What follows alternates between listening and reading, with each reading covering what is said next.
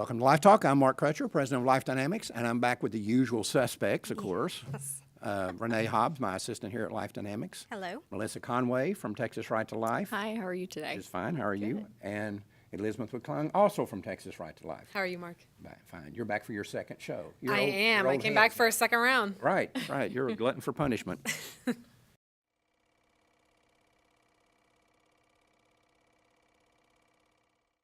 Let's talk about, first off, some things that are going on out in California.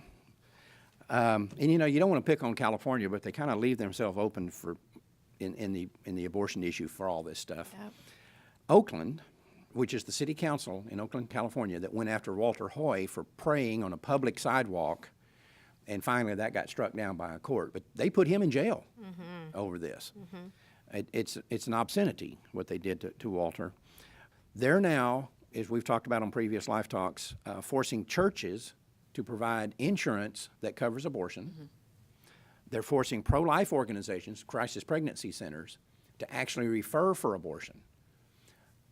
How these people think that this is either fair or constitutional, I have no clue. And they've put a law into place where you can't sue to fight for your rights. Right. Only if you're pro-life. Yeah. Right. Right. But now the city council has passed, in Oakland, has passed a ban on what it calls false advertising by pro-life pregnancy centers. And basically, if you read the deal, it's any advertising that would encourage a woman not to have an abortion is considered false advertising. First off, this thing was lobbied for by National Abortion Rights Action League, right? And they picked a city where they knew the city council was packed with these raging pro-aborts, obviously by the fact they went after Walter Hoy. And literally, if you read this ordinance, it reads like NARAL wrote it. I wouldn't be a bit surprised that they didn't write it. I wouldn't be a bit surprised that the Oakland City Council says, yeah, we can go wrong with that. Why don't you get your attorneys to write something up for us and we'll pass it. But the way they're selling it is they're saying, the city council is saying, that this is to protect the taxpayers in California. They're saying, look, these crisis pregnancy centers, their advertising will sometimes cause women to wait until later in the pregnancy, and then they decide to go ahead and have an abortion. And that abortion costs more because the CPC advertising caused them to wait. And since Medi-Cal pays for abortions, or abortions are paid for by the state, they're saying this costs the taxpayers money. So these pro-life groups that are trying to talk women out of having abortions, when all they do is cause them to delay the abortion, it winds up costing the taxpayers money. So that's their argument in support of this bill. And one thing that's you have to understand here, Oakland, California, has the highest crime rate in the entire state of California. And yet they've got time to do this. They've got the highest crime rate in the state of California, and yet they've got time to write an ordinance in conjunction with the National Abortion Rights Action League to go after pro-life crisis pregnancy centers. They've showed us exactly what their priorities are with placing emphasis Oh, on you attacking think? pregnancy You centers think, over do dealing they? with crime. Did you ever have any doubts what the priorities were for the Oakland City Council? Was there ever any doubt in your mind? Also in California, there's an attempt in the legislature now by a guy named Jimmy Gomez, raging pro-abort Democrat from Los Angeles. There's a bill there to prevent someone from doing undercover work against the abortion industry. This thing is so outrageous. Believe it or not, even the ACLU is opposing it as an infringement on civil rights. That's the pretty ACLU bad. think that's pretty bad. That is right? pretty Really? bad. And of course, journalists who are, especially in California or everywhere here in Texas, they're just as bad, are obviously on the side of the pro-aborts. They don't understand, or they're at least being silent if they do understand, about how this affects them. How are they going to do any kind of undercover work? Somebody's going to come along, they do an undercover sting operation on, say, a crooked plumbing company or a crooked car dealer. They're going to come back and say, hey, under the equal protection of the law, you can't do this against abortion clinics. Why can you do it against us? And they're going to get, so these journalists are not smart enough to figure out that this thing's going to backfire on them. And you've heard me say this a million times. I've said it a million times on here. The problem with American journalists isn't just that they're all raging pro-aborts. Most of them aren't that I've dealt with. They're simply not very smart. I don't know what it is about journalism school, but J-School seems to only attract the least intelligent people on any college campus that winds up in a journalism school. I don't know why that is, or at least the ones that wind up working in journalism. Well, speaking truth is difficult. Apparently. And journalists are choosing to take that easy path of that barking dog, that loud voice that the pro-aborts are so good at, couching their position and spewing lies. Well, that's really easy to reprint those lies. It's really difficult to stand up with integrity and morality and to voice the truth that, women are going into these pregnancy centers or into these abortion clinics, and they are being lied to. Meanwhile, when they go into a pregnancy center and they're told truth, They change their mind. yeah, they change their mind. And that's the basic problem. And that's the same thing that we see with the false advertising claims against the pregnancy centers. It's an issue of freedom of speech. Right. If you want to put investigative journalists on a leash and restrict the work that they can do to spread the truth, you're going to see the same thing in their attack on the pregnancy centers. It's all about freedom of speech. Right, exactly. These people only believe choice as long as abortion is what's chosen. But if abortion is unchosen, that's not acceptable. As long as it's their choice. That's Now- the real false advertising, pro-choice, not. You want to hear one of the outrages before we move on from this story? This guy, Jimmy Gomez, this raging pro-abort state assemblyman, he was approached by CNS News and questioned about the bill. He referred all questions to the bill's sponsor, Planned Parenthood. Planned Parenthood apparently has some sort of Svengali-like hold over the California legislature. They own them.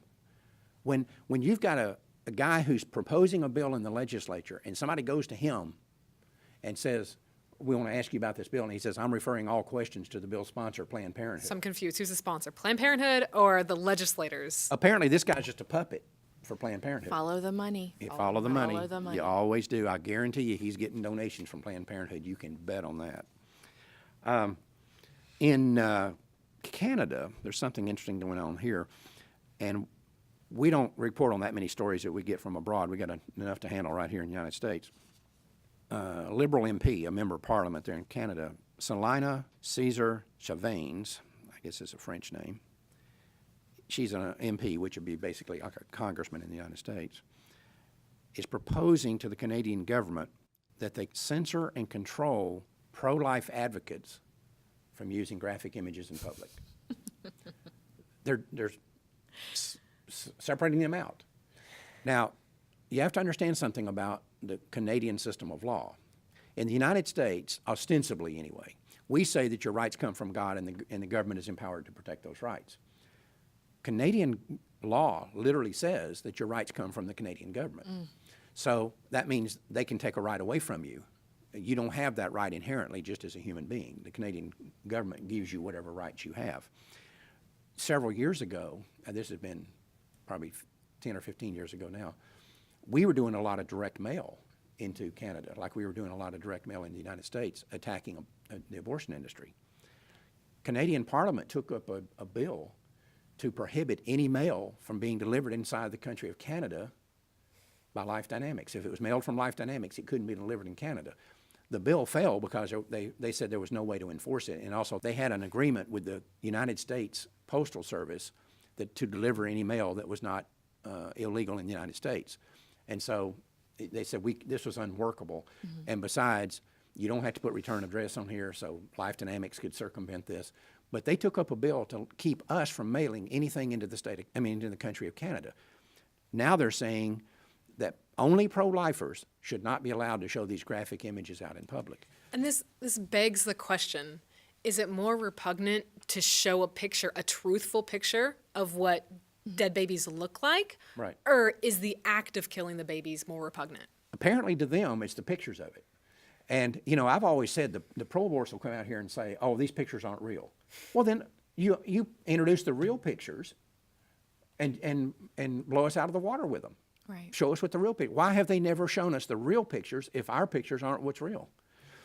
But the thing we need to understand something about this is, all this stuff that we see like this in other countries is coming here. There's already been people in the United States talking about this very, very same thing. And it's going to come here, and it's going to come here under the guise of hate speech.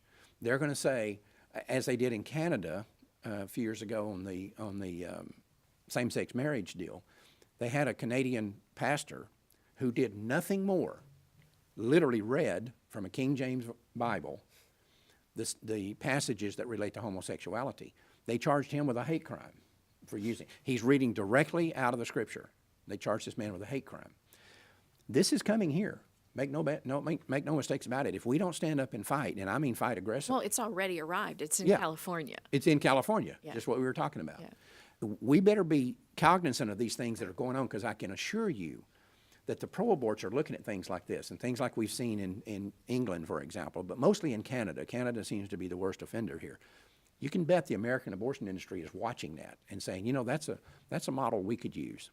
We just need to get the right people in place, the right people on the Supreme Court, the right people in the legislatures, and we can do that exact same thing, because they can't stand us showing the realities of abortion. They can't stand it. And that's why I think it's so important. You know, we've talked about in our previous show that, you know, we can use the power of social media and videos that are produced in order to share the word, to speak truth. And the way that you counter the darkness and all the lies is by shedding as much light on the truth as we can, and by spreading that information. So I say we need to go boldly as pro-lifers. We need to start speaking up and speaking out. A good example of this, of their hiding the truth, is this Slate Magazine, of course, which is this online magazine radically pro-abortion. And they have a regular column in there called the Double X Factor, what women really think. And in a recent article, they had this woman, Allison Benedict, published an article about art, it's artwork, where they take a picture of a pregnant woman and they superimpose it over, Photoshop over it, her baby on the inside of her body. And this woman's raising a ruckus over this, saying we can't tolerate this. We can't tolerate showing the reality, the humanity of that baby. She says, quote, treating fetus like people, including them in our family photo shoots, tagging them on our Facebook walls, giving their own Twitter accounts. She said, "This we can't tolerate this. The more of this there is, quote, the harder it will be to deny that they are people." Well, I mean, and it's just like the Dorito commercial back and the in the Super Bowl, and now the Pampers commercial. If y'all haven't seen that, that one is amazing. Right.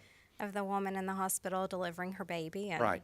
These people can't handle this. She says that these images, which actually are really pretty if you look at them, she says they're tacky, but mostly they're dangerous. These are dangerous images because they quote again, the harder it will be to deny that they are people. When it comes to being tacky, I mean, taste is, our art is subjective.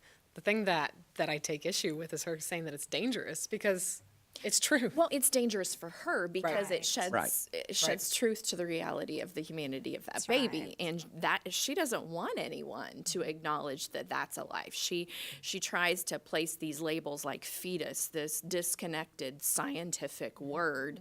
That's a baby growing in that mama's belly. It's not a monkey. Yeah, right. It's not a screwdriver or a parrot. You know, what is it? That's always the argument I had about these people saying, well, yeah, I can see, even if it's not a human life, it's potential life. There's no such thing as potential life. Either something's a living human being It is or it isn't. If you're going to say that the unborn child, and they bring up the potentiality here, is only potential human life, then that means it has the potential to be something other than human life. So it could be a parrot. No. Or it could be a spider, right? It could be any number of things. But have any of y'all ever known, you've had 3 children of your own. Did you think that you were at risk of giving birth to a parrot or a spider or maybe a rabbit? Or were you pretty sure that you were going to give birth to a human being? It's pretty sure. You were? Really? Yeah. Wow, that's weird. But anyway, the lack of logic by these people is breathtaking sometimes. And again, that potential life. I got into that argument with Bill O'Reilly years ago, which is why I've never been back on the O'Reilly Factor. They've never invited me back about this, because he said that very thing. That he said, I can at least agree that the fetus is a potential human being. I said, well, what else could it be? If it's potentially a human being, then it means it has the potential of being something else. Where in the annals of history has a woman ever given birth to something that was not a human being? When did that ever happen? I don't think he liked being questioned. No, he did not like that. All right. We've got a couple of other things we need to go over. We're running out of time here. We always are. Y'all are going to have to get used to the fact that we're always behind, right? When you survive being the youngest of 5, you learn how to speak up and catch up. You're the youngest of 5. Yes. So you didn't get to eat much if you didn't. Nope. You ate faster, you didn't eat. Right. We're continuing to have, as Renee can testify to, enormous victories with Maafa 21. I'm not saying this just because we did it, because most of the work that's being done on Maafa 21 is being done by people other than Life Dynamics, being done by the people out in the field, the Walter Hoys and the Clenard Childresses and the Dean Nelsons and the Johnny Hunters that are out there pushing Maafa 21. And again, just to update people, we talked about this last month, I think, or a few shows back. We thought we were going to put out 10,000 Maafas when we started the project. We've put out over 75,000. And when we were out of the ones we got in stock, we will put out over 200,000. And I think it's just the beginning. And it's just the beginning. Yeah, the information's so compelling. We got called by one of the people that is involved in the Maafa project named Dean Nelson. And he's associated with Kojic, Church of God in Christ. Kojic is, I think, either the largest or second largest black denomination in the world. They are getting on big time. We've sold them, what, 3,000 Maafas? So, yeah. 1,500 twice. Right. They bought 1,500 two different times. And we're just getting started with that. I mean, this is something that's growing every day, literally. But he called the other day to bring us up to date on some things that are going with Kojic. But also something that's interesting is they had some sort of meeting with, Kojic had, with some NFL football players, 5 current NFL football players. And he said the big subject was Maafa 21. And these guys were getting on board. They're saying, we got to do something about this. Matter of fact, one of these NFL players made a statement that I don't want to repeat because he could get in trouble for what he was saying needs to be done. But they're really getting on fire for this. And then a few nights ago, I got an email in the middle of the night from Walter Hoy in California. And we keep him supplied, he and his wife, because they travel all over the country. And we keep them supplied with Maafa 21s, and they're giving them out everywhere. He said he was also at an NFL type event where a director of player personnel for one of the NFL teams came up to him and said, I understand you're associated with that Maafa project.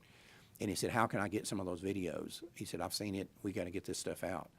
So we've talked before what Walter and Johnny Hunter and Clenard Childress told me when we started this is that Maafa was going to percolate beneath the surface for a number of years, and then all of a sudden it was going to explode above the surface. I think some of these things are happening in a couple of denominations, the Southern Baptist Church and in Kojic, and a couple of others, plus this thing where we're seeing these NFL players starting to get on board. That could be the thing that explodes this thing above the surface at some point soon. And we also know Ben Watson, he's an NFL player. I'm not sure if he is a part of that group, but he came out and said that Planned Parenthood was there to kill off the blacks. Involved in black genocide. That's right. He came out and spoke up about it. Right. So we know Maafa is having an effect. And then someone called me from the March for Life last year and said, if you don't think Maafa is having an effect, he said, we've got 100 times as many blacks at this year's March for Life than we've had all the previous 30 years combined. This was John Jacobs, an attorney out in Arizona, calling. Well, it's so dense, it's so packed with irrefutable evidence that it is compelling. Once you see it, you can't help but do something. Well, the interesting thing here is, to me, the pro aborts have attacked us, and they've attacked me, and they said I didn't have a right to do this because I was white, whatever reason that brings, and that I'm this radical Republican. And if they knew what I think about the Republican Party, they'd show how big idiots they are. Conservative, Pro-life extremist. Pro-life extremist in Texas. That makes you a terrorist now. But they will, right. But they will never challenge anything that we put in there.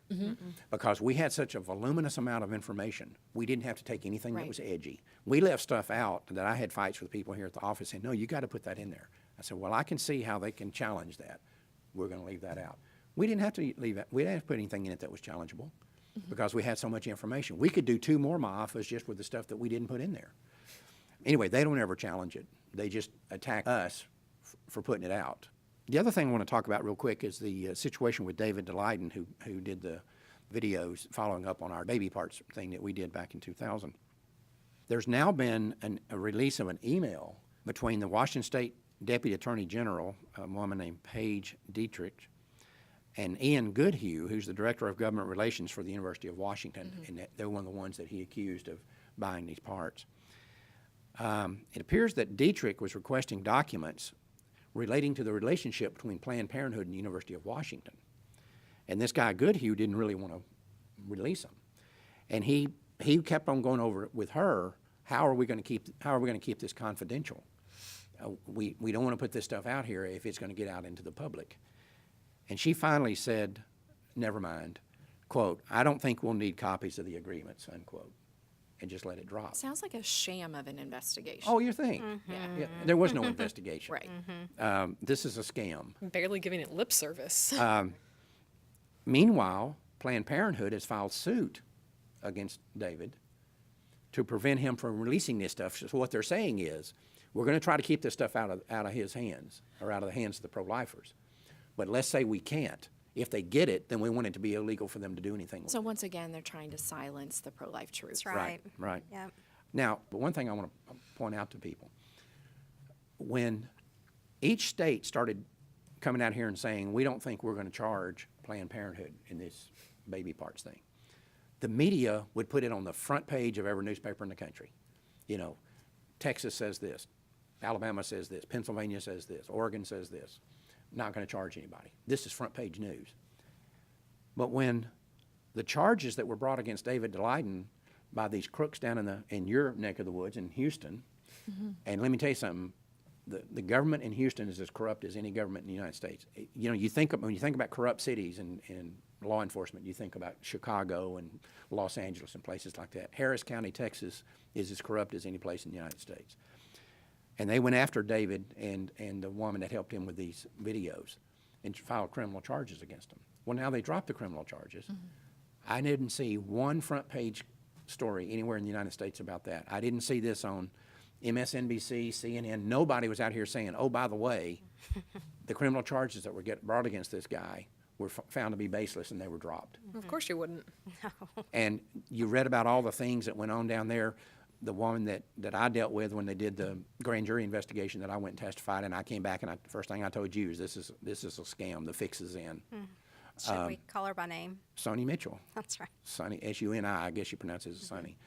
She's assistant DA down there. Now they find out that during this, and I think this is why they dropped the criminal charges, because they didn't want this getting into a trial, that they illegally released information to Planned Parenthood, one of the parties in this trial. The district attorney's office down there illegally released information to them. Once that became known, this thing got dropped. They dropped it against David because they couldn't stand a trial where that was released, where that information was made public, and that's why they dropped it. But it's corrupt from the top to the bottom. It is thoroughly corrupt. Anyway, good show, guys. Thank you. You got 2 shows under your belt now. Glad You're to pumped, still right? be here. We sure are. Okay, we'll see you next week. That's all the time we have. Until next week, remember, Life Dynamics is not here to put up a good fight. We're here to win, because winning is how the killing stops.